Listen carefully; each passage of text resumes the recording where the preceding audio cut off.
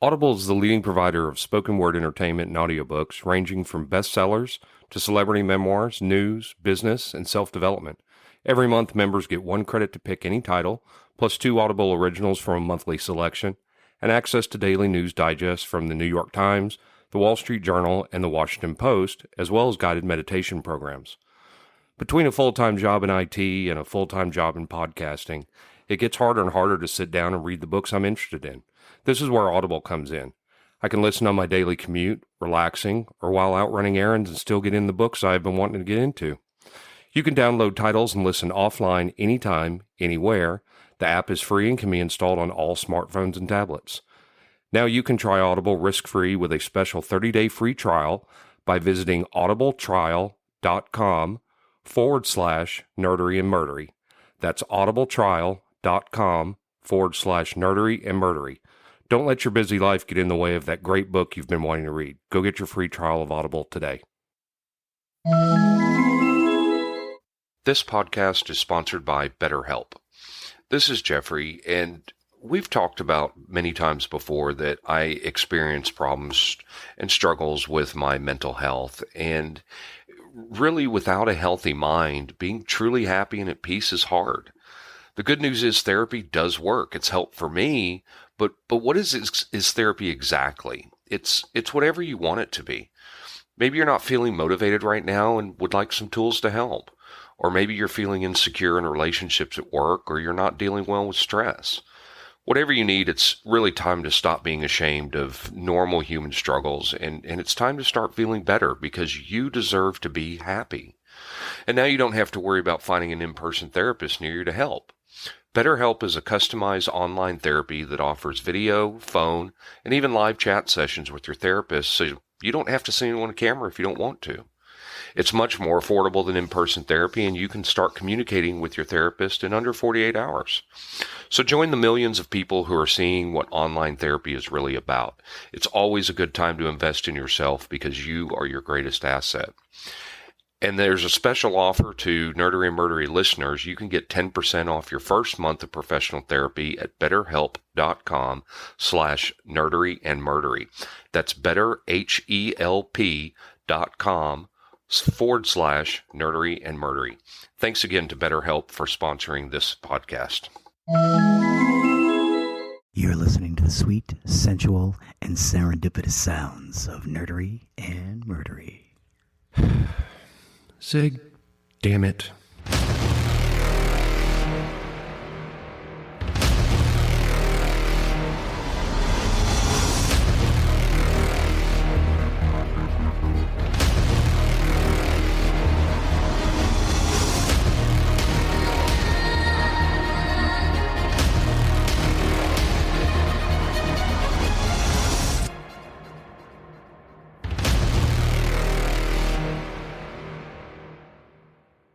Welcome to episode 72 of Nerdery and Murdery. Big 72. I'm Zig with your Nerdery. And I'm Geoffrey with your Murdery, sitting here in the middle of a nice heat wave. So tired of this summer. Hey, it's supposed to be below 100 today, I thought. Oh, boy. Yay. Hey, it's supposed to get down into the 80s this next week, so. God, I come home in the evenings and my temperature gauge sits at 108, 109, 110. Oh. Yeah, just, like 85 degrees at night. It's like, oh my God. I know, it's just gross. Awful. When this episode comes out, hopefully our 100-degree temperatures are behind us. Yes, a thing of the past. It'll be nice and cool. Yes. So, with that, complaining about the heat, we'll go ahead and get started with the nerdery side of the house. Well, awesome. Today, I'm going to talk about the Sega Master System. All right, another console. Yes, this is a video game console. The Master System is an 8-bit third-generation home video game console manufactured by Sega. It was originally a remodeled export version of the Sega Mark III, the third iteration of the SG-1000 series of consoles. And it was released in Japan in 1985, and it featured enhanced graphical capabilities over its predecessors. The Master System launched in North America in 1986, followed by Europe in 87 and Brazil in 89. The Master System continues to be sold in Brazil. You can still buy one. People still buy them and play them. So they're still being produced. The Japanese version of the Master System was also launched in 1987, which featured a few enhancements over the export models. And by proxy, the original Mark III, a built-in FM audio chip, a rapid fire switch, and dedicated ports for the 3D glasses. The Master System 2, a cheaper model, was released in 1990 in North America, Australia, and Europe. That Sega Master System 2 was released after the Genesis was, and you could pick it up for less than $50 with a library of about 150 games, which is not bad. The original Master System used both cartridges and a credit card sized format known as Sega cards, also known as Who cards, depending on, what system they were for. Accessories for the consoles included a light gun and 3D glasses that work with a range of specially designed games. Now, the 3D glasses plugged into the Who card or the Sega card port. So you couldn't play a Sega card game with that, with those glasses intact. They were all cartridge based. And the idea of the card itself is they were a little cheaper to manufacture. They weren't as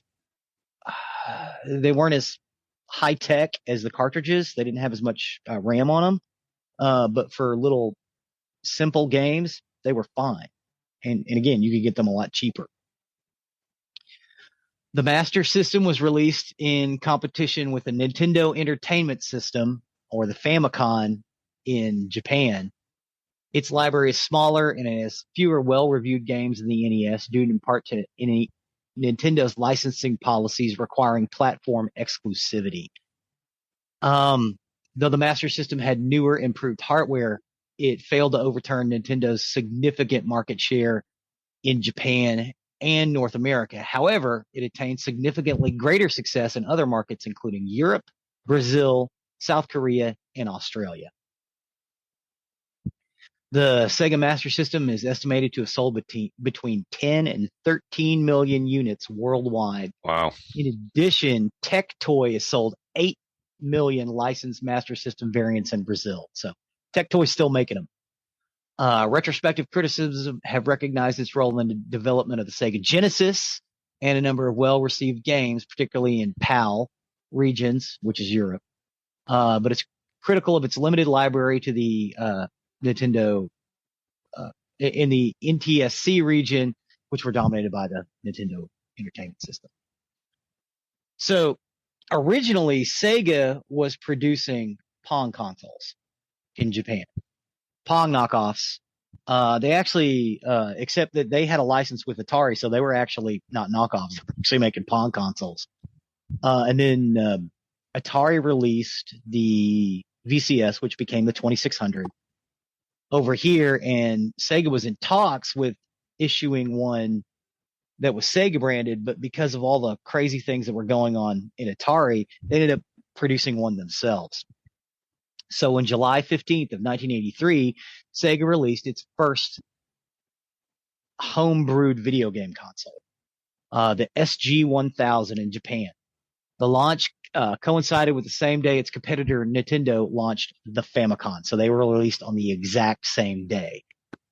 In 1984, parent company Gulf and Western Industries divested its non-core businesses, including Sega, and Sega president Hayao Nakayama was installed as CEO. Sega released another console, the SG-1002, featuring several hardware alterations, including detachable controllers. Because the original SG-1000, which you could pick up, but all the games are in Japanese. So, but you could pick up that original SG-1000, but it had the same problem that the ColecoVision had. The controllers were built in, so if you broke a controller, you had to take it in and get it repaired. Whereas the Mark II was a little nicer, and it had controllers that you could plug in and not plug in. Taking off from Atari, where you could replace the controllers instead of the entire console. Yes. And what's great is because Sega had that deal with Atari, the plug that Sega used for the Master System, as well as the Genesis, is the same port that Atari controllers use. So Oh, really? If you have an old Atari controller, you could plug it into a Genesis and play Sonic the Hedgehog with it. It doesn't map all the buttons because there's only one button, but Sonic the Hedgehog, you only need one button.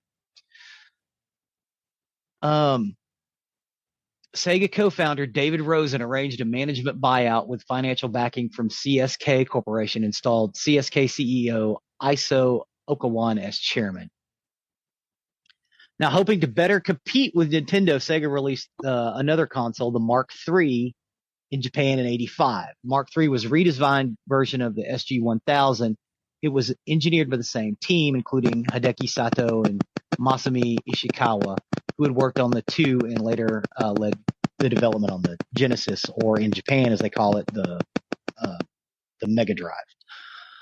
According to Sato, the console was designed because of the limitations of the TMS 9918 graphics chip in the SG-1000 and the SG-1002, which did not have the power of the kind of games Sega wanted to make. The Mark III's chip was designed in-house based around the unit in Sega System 2's arcade system board. So this is where Sega really started to port some of their arcade technology into their home consoles.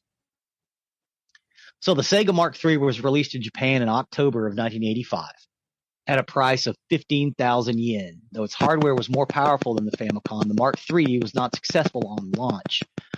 Problems arose from Nintendo's licensing practices with third-party developers, where Nintendo required the games for the Famicom not to be published on other consoles. So Sega developed its own games and obtained the rights to port games from other developers, but they did not sell very well. Sega developer Mark Cerny said pressure was very, very high, with the typical Master System game allotted only 3 months of development time.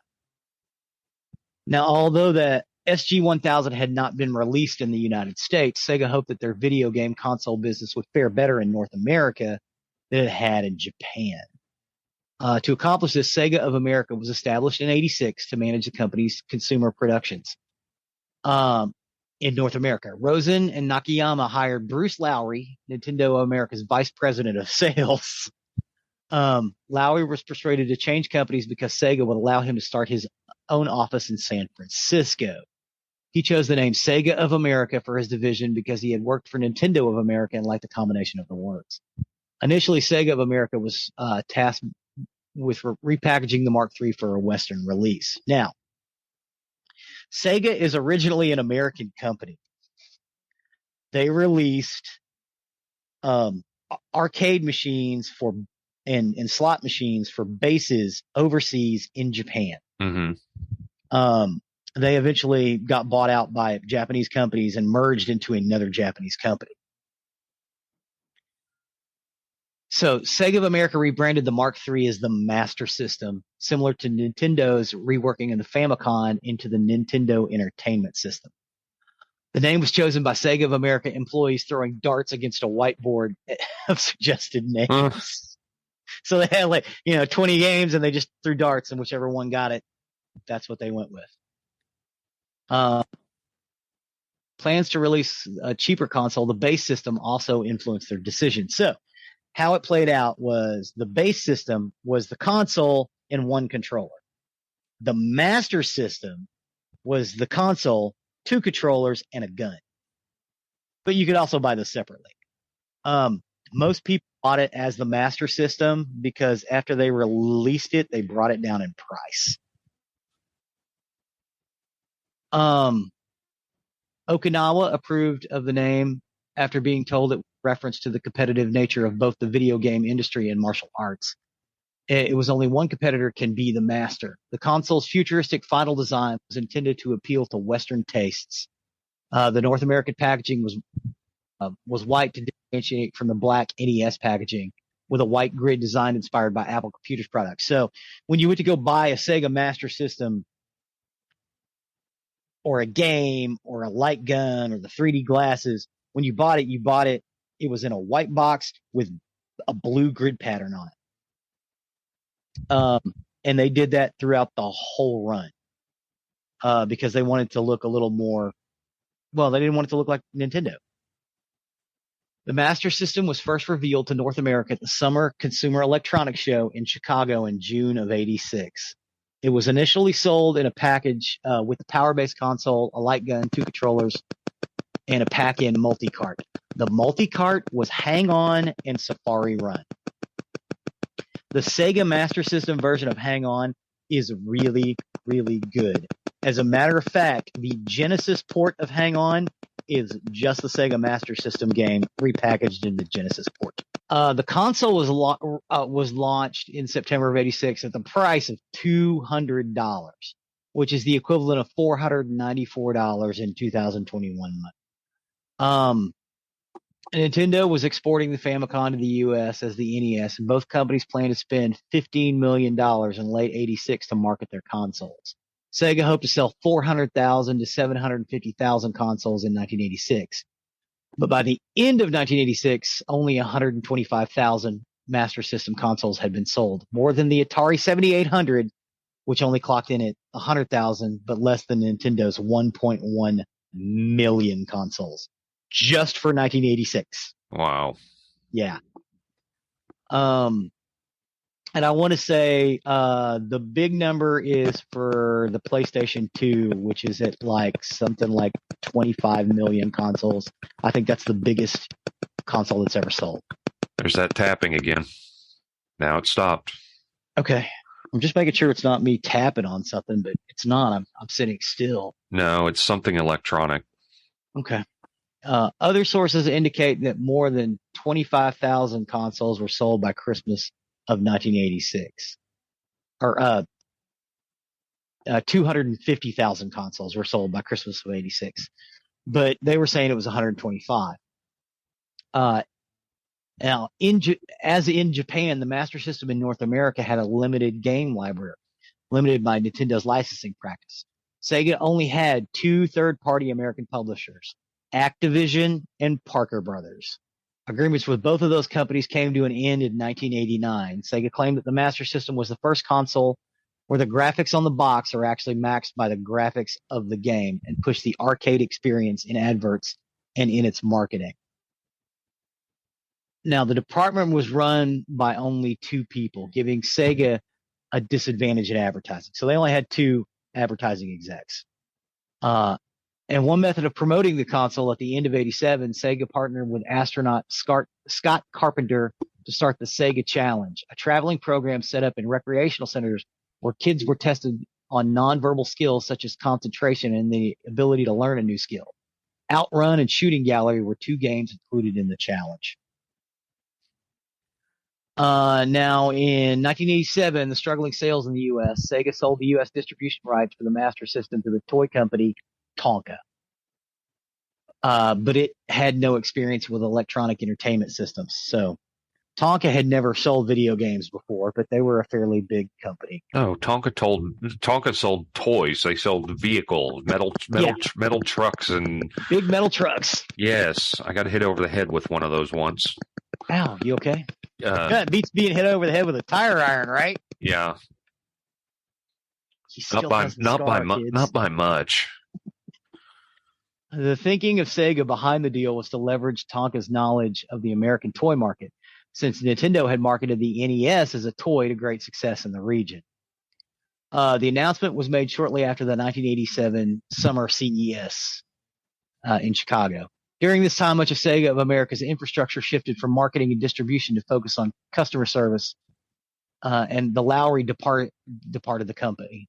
Tonka blocked localization of several popular Japanese games, and during 1988 were less willing to purchase EPROMs needed for game cartridges manufacturing during a shortage.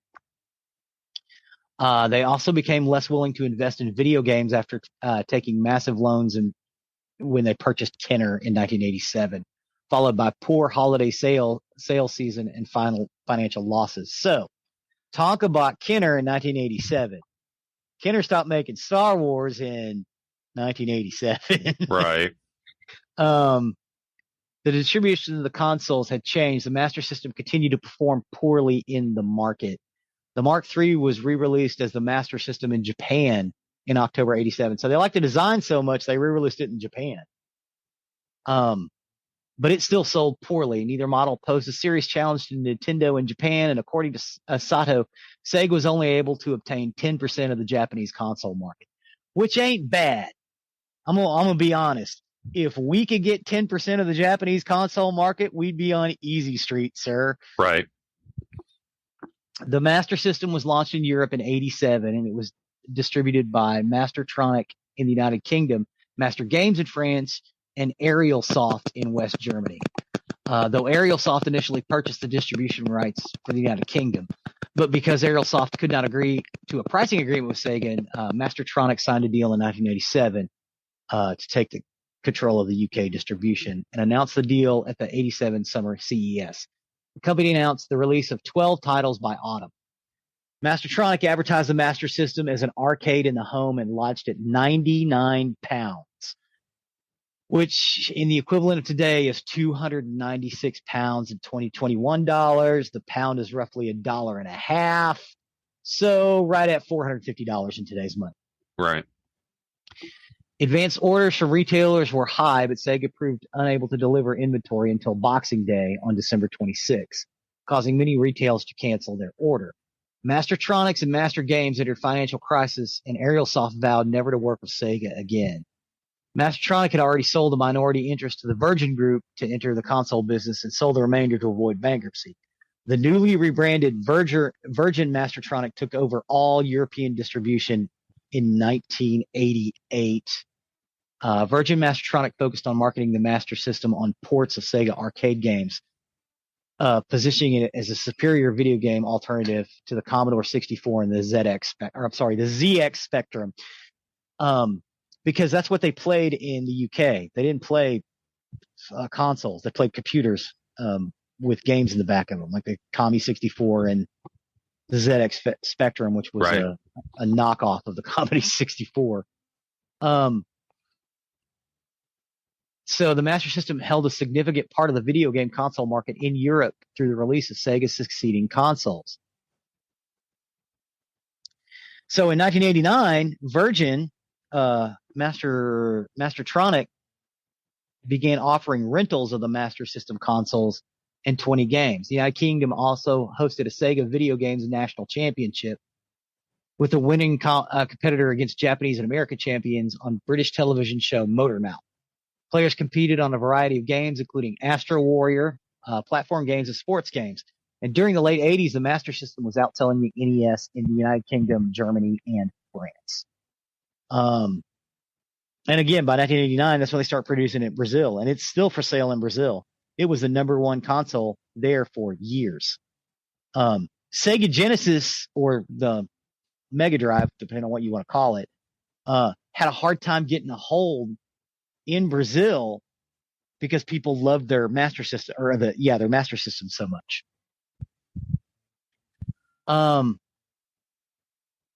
So the Master System was also successful in Brazil. It was distributed by Tectoy. I said that already. I'm sorry. So they eventually, the library of the Master System games was, I believe, 153 games by the end of its run. But by the end of 1990, Sega wanted to release a new console in Japan. So when they first released the Sega Genesis, or again, the Mega Drive in Japan, they released a small add-on port that would play both the cards and the cartridges of the Sega Master System, as well as you could use the 3D glasses with a Master System game. Now, I have included a picture of one of those. It was round. It sat on top of the Sega Master System, or Sega Genesis console, the Mark I Sega Genesis. So you could play your games and be backwards compatible. When Nintendo released the Super Nintendo in North America, it got a lot of backlash because it was not backwards compatible. And this is what kind of propelled Sega Genesis to outsell the Super Nintendo for the first couple of years they were around. Because there were a lot of news organizations that where people were mad. It's like, my kid wants to play this game, but we have 50 of these cartridges and they won't work on this new console. Whereas if I'd have bought the Sega, they'd work on it for all I had to do was buy the adapter, and the adapter at the time was $30. Mm-hmm. So it was cheap. So now, although the Master System was successful in Europe and later in Brazil, it failed to ignite significant interest in Japan or North America, which by the mid to late 1980s were both dominated by Nintendo. By 88, Nintendo held 83% of the North American video game market, with Sega continuing to have difficulty penetrating the home market. Sega's console R&D team, led by Ishikawa and supervised by Sato, began work on a successor to the Master System almost immediately after its launched. And other competitors rose in Japan. The computer giant NEC released the PC Engine, also known as the TurboGrafx 16 over here. I remember the TurboGrafx. Yeah, they were pretty bad. They used the little card cartridges as well. Yeah. Sega released the Mega Drive in Japan in October 29th, 1988, and released the Genesis in, I want to say, October of 1990 here. But then the Master System 2, Sega released that as well.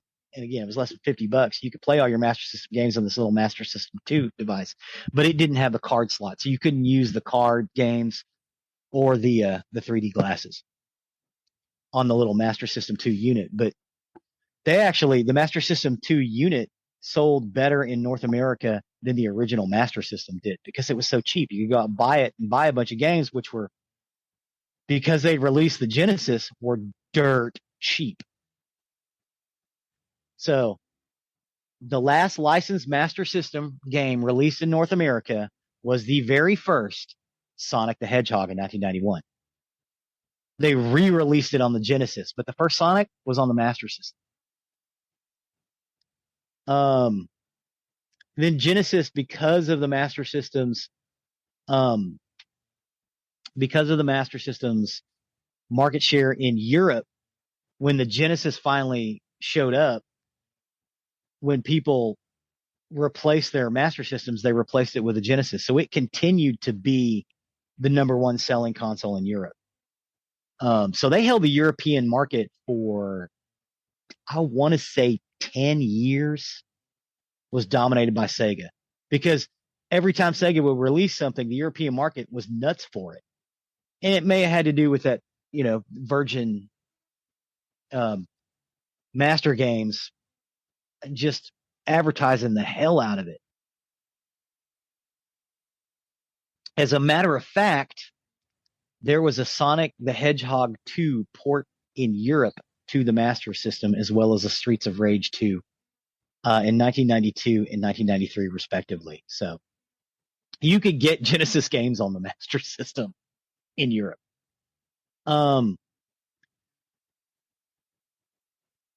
So it was reported that the Master System's plug-and-play systems sell around 150,000 units per year in Brazil, at a level that holds its own against modern systems such as the PlayStation 4. By 2016, Tectoy had sold 8 million units of the Master System branded systems in Brazil. Now, the Master System's main CPU was the Zilog Z80. It was an 8-bit processor. The thing is, the original Genesis had that Zilog processor on it as a secondary chip, which is why that converter was so cheap, because it didn't have anything in it. All it did was port the cartridge into the cartridge bay. That's all it did. So a number of cross-compatible accessories were created for the Mark III and the Master System. There was a paddle controller. There was a trackball. Of course, the light gun. The 3D glasses, called the Sega Scope 3D here, were created for games such as Space Harrier 3D. I played it once in a Highland Electronics store with those 3D glasses, and I can say with all certainty, I played it for about a half hour. That is the only 3D experience I've ever played that didn't give me a headache. Wow. Yeah. So we've got a Mark I Genesis here. I would like to see if I can't find one of those adapters, but they're really hard to come by now. Sure. Even though they sold a lot of them. So I can play, and then if I could find the 3D glasses that work, those are going to be expensive too. So Master System, eventually folded up into the Sega Genesis, but they kept making that Master System 2 for another 4 or 5 years. They had that Master System 2 was around until they released the Saturn. That's how long it lasted. And it was selling better than the original Master System. The Master System did allow Sega to experiment with arcade conversions. Alex Kidd, and in 2009, the Master System was named the 20th best console of all time by IGN. Even though the Master System's library was smaller than the Nintendo, all of the games were fairly good. Like, the Nintendo had some clunkers or games that were really, really hard to play. Mm-hmm. The Master System and most of that stuff you were able to pick up pretty readily. And again, I have it here in the notes buried in all of these numbers, but I want to say it was 153 by the end of the run, counting what you could buy here and in Europe and in Brazil, and they all still played on the Master System. But that's about it, other than get out and check it out if you can find one. There are some ports to different other consoles where you can play some of those old Master System games. I'm told that the Poly Mega eventually is going to release a Master System port. One of the units where you can use the cards and the cartridges, but we haven't heard that yet. And the Polymega is still doing really well. So cool. But that's about it. Thanks for going down that trip down memory lane. Did you ever know anybody who had one? Not the original. I had a Sega Genesis. Yeah.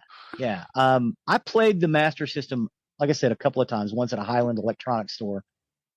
And then I knew a kid who had one. I'd go visit every once in a while, and we'd play his, and it was pretty cool. Yeah. Awesome. It wasn't the same kid with the Vectrex. I had a friend who had a Vectrex, too. I love playing that thing. Well, cool. Then with that, we will step over to the murdery side of the house. Murder. Today, I got my information off Murderpedia, Wikipedia, Omaha News, Vizaka, Tuco, Britannica, and A Very Well Mind. And I'm very sorry that Will is not with us today because he specifically asked for this episode. And today I'm going to be talking about Nikko Jenkins. Nikko Jenkins. So Nikko Allen Jenkins was born on September 16, 1986, and he's an American spree killer convicted of committing 4 murders in Omaha, Nebraska in August 2013. This guy is crazy. Crazy? This guy is crazy, as you will come to see throughout here. And that's one of the reasons William wanted me to cover it, because this guy is a lunatic. He is the son of Lori Jenkins and David A. McGee, and he was raised alongside his 2 sisters, Erica and Maloney. So how was he as a kid? So growing up, he was exposed to the criminal actions of both his father and his mother. His father, David, was convicted for multiple crimes, including terroristic threats, before dying in 2019. And on the other hand, Lori, his mother, was indicted for being a felon in possession of ammunition in 2013. This might have had negative influence on their child. As early as 7 years old, Nikko was detained for taking a gun to school at Highland Elementary School. At 7? At 7 years old. Okay, are we talking about a toy gun or a gun? A gun. Oh, Jesus Christ. Yeah. I guarantee you somebody looked at that kid and went, that kid's going to be trouble someday. Oh, you haven't even seen the half of this yet. So the murders all occurred within a month after he was released from prison after serving 10 and a half years of the 18 years at which he was sentenced for carjacking committed at age 15 and for assaults committed in prison. Wow. Jenkins stated he had committed the killings at the command of the ancient surface god Apophis. Or Apophis. Apophis, yes. That's an Egyptian god. Yes, it's an Egyptian. It's the Egyptian demon of chaos who had the form of a serpent, and as the foe to the sun god Re, represented all that was outside the ordered cosmos. Although many serpents symbolize divinity and royalty, Apophis threatened the underworld and symbolized evil. Apophis was the very embodiment of the powers of dissolution, darkness, and non-being. Jenkins, He's also the bad guy in Stargate. Oh, really? Yeah, Apophis. Well, Jenkins did everything in a tribute to him. Jenkins was found competent to stand trial, found guilty of the 4 murders, and was sentenced to death in May of 2017. About 5:01 a.m. on August 11, 2013, a patrol officer discovered 2 bodies in a white Ford pickup truck parked near a city swimming pool at 18th and F Street in Spring Lake Park. The 2 victims, identified as Juan Uribe Pena and Jorge C. Ruiz, had been shot in the head and their pockets turned inside out. They were lured to meet 2 women for a sexual encounter. The murder spree began with this random double murder less than 2 weeks after his release from prison on July 30th. On August 19th, just 8 days later, around 7 a.m., the body of Curtis Bradford was found outside a detached garage at 18th and Clark Street by a man returning home from a night shift at a convenience store. Investigators arrived to find 2 bullet wounds in Bradford's back. It was later revealed that Bradford and Jenkins had posed for a Facebook photo posted the day before, and Bradford would be the only victim that was familiar to Jenkins. Jenkins' 4th and final victim, Andrea Kruger, was discovered on August 21st, so just another couple days later, around 2:15 a.m. by a deputy sheriff responding to a shots fired call. Her body was found lying on the road on 108th and 4th Street with multiple 12-gauge shotgun wounds to the face, neck, and shoulder. Oh, my God. Kruger had been returning home after a bartending shift near 178th and Pacific Street. Surveillance footage showed her locking up the Deja Vu Lounge at 1:47 a.m. At 6:30 that evening, Kruger's gold 2012 Chevrolet Traverse SUV was found abandoned 12 miles away in an alley at 43rd and Charles Street. Later that week, a news conference was held by Douglas County Sheriff Tim Dunning, in which he stated the investigators believed the SUV had been abandoned roughly 2.5 hours after being stolen, and that a feeble attempt had been made at setting the vehicle's interior ablaze. On August 30th, 2013, Jenkins was arrested on an unrelated terroristic threats charge. By then, evidence against him had mounted, and investigators had the image of a female associate on surveillance footage at a local gun outlet buying the kind of distinctive ammunition that had been used to commit the killings. Additional footage had been pulled from cameras along the route to Kruger's abandoned SUV. And on the evening of September 3rd, Jenkins confessed to all 4 murders in a rambling 8-hour interview. Oh, my God. Jenkins told police... And he was found competent to stand trial, huh? Yeah, and I'm not sure I understand why, as you'll see here. Yeah, well, I mean, if they had an interview with him and he just rambled for 8 hours, at some point, a sane person would go, you know what? They said I have the right to remain silent. Why don't I? Exactly.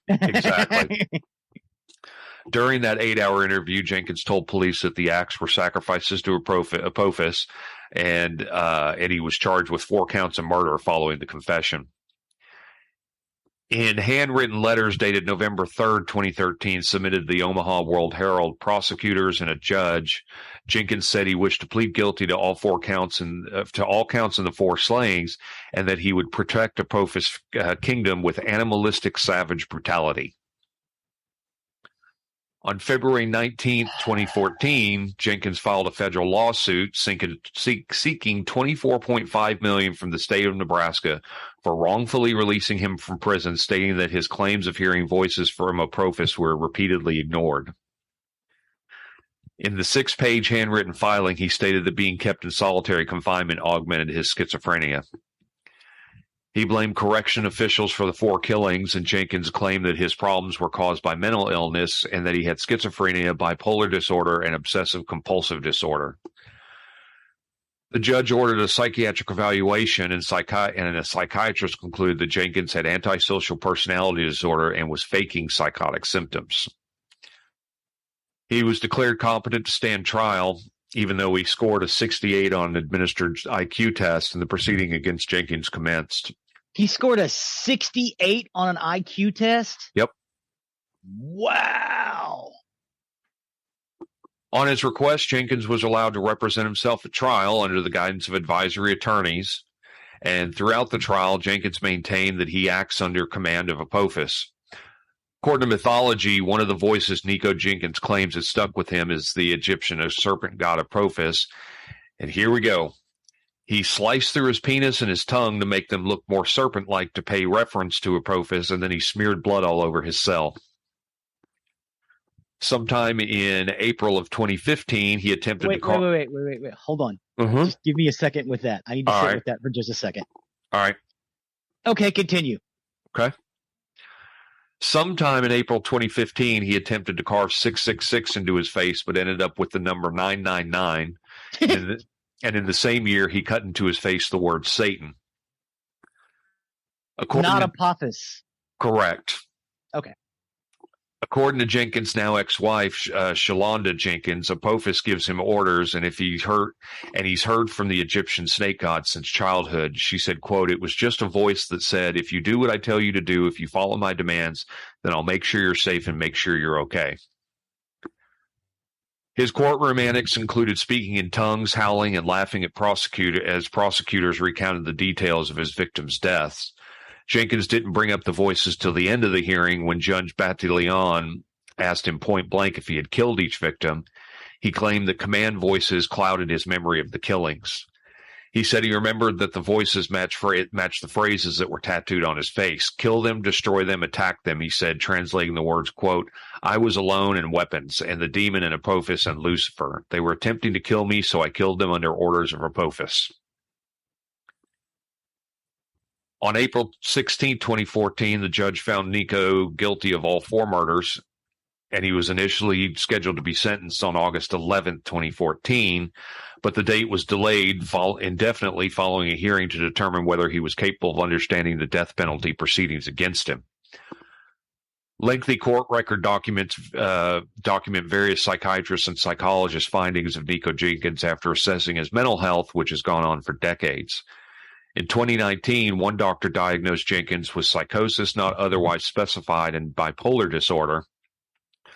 Another decided on an Axis 1 diagnosis of schizophrenia and post-traumatic stress disorder. Axis 1 disorders tend to be the ones that are most commonly found in the public. They include anxiety disorders such as panic disorder, social anxiety disorder, and post-traumatic stress disorder. Okay.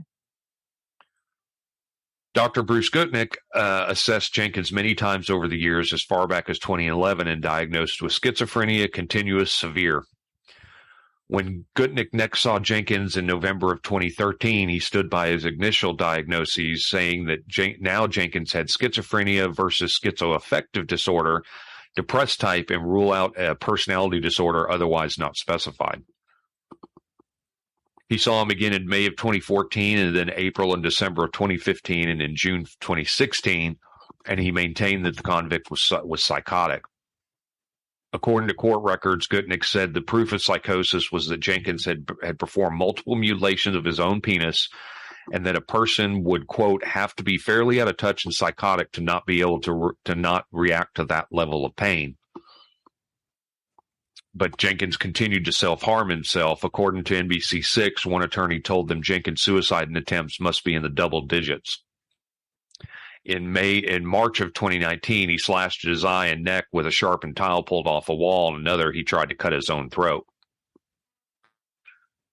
On July 2019, Jenkins was ordered to be housed at the Lincoln Regional Center Psychiatric Hospital until doctors were satisfied with his condition. But officials at the regional center refused to house Jenkins due to inadequate security, but doctors agreed to treat him at Lincoln Prison. Yeah, you can't bring him here, but we'll go over there. Exactly. This guy's nuts. In May of the one way that a clinician can say, this guy is nuts, without actually saying that. In May of 2017, Jenkins was sentenced to death by a 3-judge panel. He was also sentenced to 450 years in prison on weapons charges and convicted with the murders. On April 20th, 2020, the U.S. Supreme Court refused to hear his appeal. So Jenkins kind of comes from a long line of criminal history with his family. Uh-huh. He comes from a disturbed family that has spent generations committing crimes, but it's ironic that the Jenkins family descended from the Levering family, who are known for their good reputation in Omaha, Nebraska. 100 years ago, the Levering family, known for their long-standing good reputation, were a highly respected family in Omaha, Nebraska.